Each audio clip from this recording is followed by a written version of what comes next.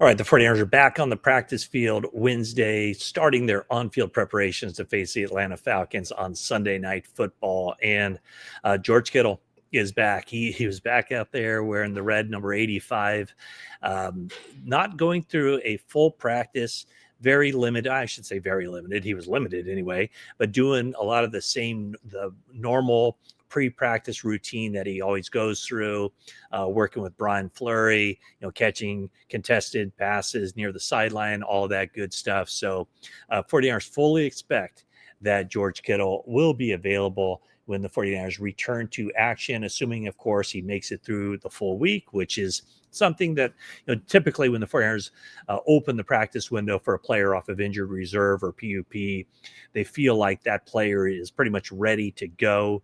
And so as long as that player makes it through the week of practice without any setbacks, he should be ready to play. And so I think that is definitely the expectation for the 49ers, George Kittle, getting him back in the lineup against the Falcons.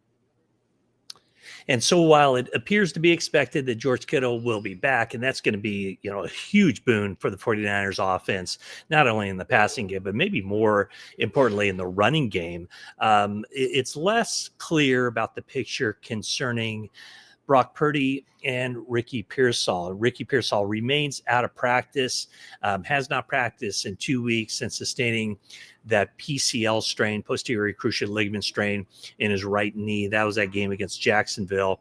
And what Shanahan says is that Pearsall hasn't had any setbacks, but they're just hoping that it would go faster. And he said it's been a normal recovery, but just the hope that it would be faster than expected.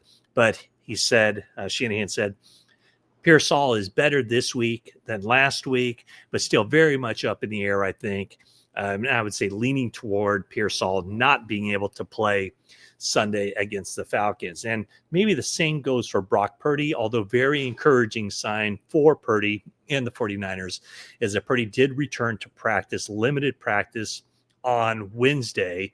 Of course, he had the toe injury week 1 against Seattle, was out for 2 games, returned week 4 against Jacksonville, aggravated that injury. And frankly, let's face it, he did not look the same, did not look sharp in that game against Jacksonville. And so he's missed the last 2 games, did not practice either of those 2 weeks. He's back on Wednesday in limited form, and Mac Jones was limited too. So did see Brock Purdy throwing some passes, saw Mac Jones doing a lot more on this day than he did last week and getting prepared to face the Tampa Bay Buccaneers. Adrian Martinez, of course, a full go at practice as the number 3 quarterback. But when asked about who's further along, Purdy or Jones, Kyle Shanahan said that Brock is more limited than Mac. And so again, reading between the lines, I don't know this for certain, but I would think that the 49ers would really like to see Brock Purdy make it through a full week of practice. I'm sure that, they don't want to take any chance of him having another aggravation of that injury and setting him back even further. So my guesses would be that Kittle plays Sunday night, Purdy and Pearsall don't, and that Mac Jones is the 49ers starting quarterback. What would that be? 3 starts in a row and 5 overall in the season as the 49ers play their 7th game of the year, 4-2 heading into this game against the Falcons, and a big game against the Falcons. I think Falcons are a good team. In fact, the Falcons have shown to be a good team, like capable of being the best team in the NFL. And maybe they've shown the capability of being the worst team in the NFL. This is a team that lost to the Carolina Panthers 30-0. And then on Monday Night Football, they beat the Buffalo Bills 24-14. The Bills, a team that a lot of people think is the best in football, or certainly capable of it. Well, the Falcons made them look quite ordinary, as Bijan Robinson had a phenomenal game for the Falcons, 170 yards rushing on 19 carries. So quite clearly a huge task, a huge assignment, a huge challenge for Tatum Bethune, who's going to be wearing the green dot, and also D. Winters. So obviously the first game for the 49ers without Fred Warner, lining up at middle linebacker for them. Fred underwent surgery on Tuesday. That was performed at Stanford by the 49ers medical staff. So all signs pointing to him having a successful surgery. The pictures posted by his wife, Sydney, on social media show that he is very upbeat, and the 49ers believe that he can and will make a full recovery and be ready to go far in advance of the 2026 season. So that's where the 49ers are heading into this game. Other people besides Ricky Pearsall, who did not practice on this day, Sky Moore, 49ers receiver and return specialist, has an ankle injury. Saw him going through some physical therapy and running on a side field. I think he'll be ready to go on Sunday just based on what I saw him doing. Don't think that Yetur Gross-Matos has any chance of playing. He has the knee and the hamstring injury. I think the hamstring injury that he sustained against the Rams on that Thursday night game is going to keep him out even longer. And then a bunch of guys who are limited. I mentioned Kittle. He seems to be tracking toward playing with the hamstring injury. Also limited on this day, Juwan Jennings with the ankle, ribs, shoulder. Right guard Dominic Pooney with the knee, cornerback Bernardo Green with the neck, defensive tackle CJ West with the thumb, and Clea Davis with the hand. Jordan Watkins is back at practice after missing some time with the calf strain. And Kevin Givens, they opened up the practice window for him last week, so this is his second week of limited practice as well. So kind of the highlights out there on the practice field was seeing George Kittle go through his routine, seeing Brock Purdy out there throwing passes again, seeing Mac Jones throwing passes during the week. So 49ers now really a crossroads for them as they head into this game against the Falcons. They're 4-2. They're tied atop the NFC West with the Rams and with the Seattle Seahawks, two teams that I think are pretty good.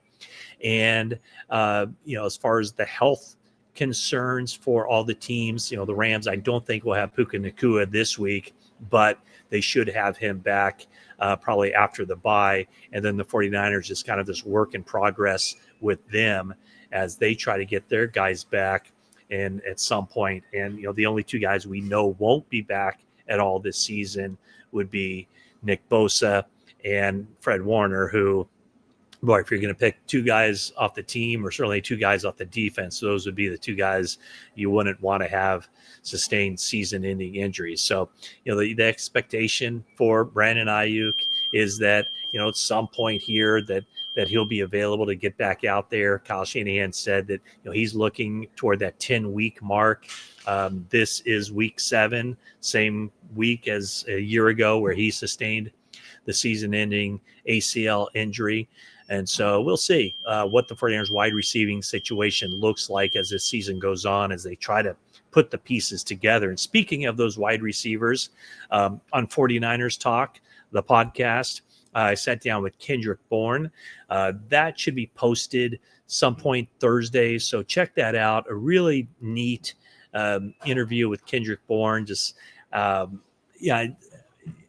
a lot of times when I interview guys, I'll have kind of a list of questions that I want to hit and actually have a piece of paper that, kind of gives me the topics or how I want to word questions or this and that. I didn't do that at all with Kendrick. I just kind of knew that he and I could just sit down and just start talking. I mean, there were some things that I wanted to hit on him with, or topics I wanted to hit on. And one of them was, I want to find out like what goes through a wide receiver. Like, what's the checklist when he hears the play call in the huddle?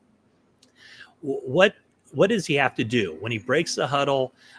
Because this offense is such that, there's not an audible system per se. A lot of times there will be 2 plays called in the huddle, a run play and a pass play.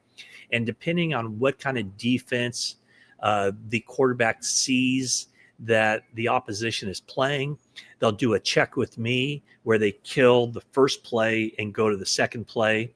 And so that's how that's what I wanted to get from Kendrick Bourne. But the thing that kind of fascinates me most about the 49ers system is just the level of adjustments that have to be made on the fly.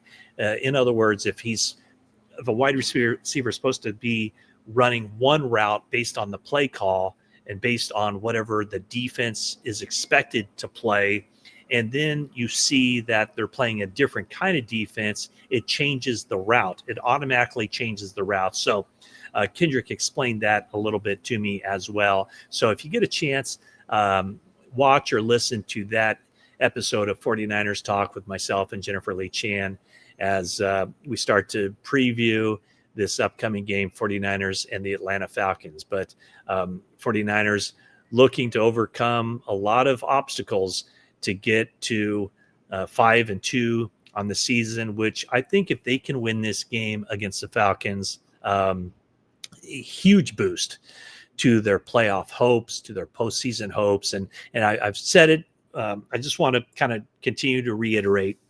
I don't think the 49ers can be the kind of team they wanted to be for the rest of the season without Fred Warner and without Nick Bosa. But I think they can still be a playoff team and they can make a run at this thing. And I think the better they do this season, it sets themselves up for better things next year. Next year, when the young guys who theoretically would be leading them toward a good season are a year older, a year of more experience, a year of more growth. And then you add in the guys who are coming back. Nick Bosa from a clean ACL tear, he should be able to step in and be a really good player next season, as should Fred Warner, undergoing his surgery earlier this week. I think that the more the 49ers show this year sets themselves up for an even better season in 2026. So that's my thoughts on where the 49ers are. Let me hear what you have to say in the comment section down below. And in the meantime, thanks for watching this video. And that is it for now.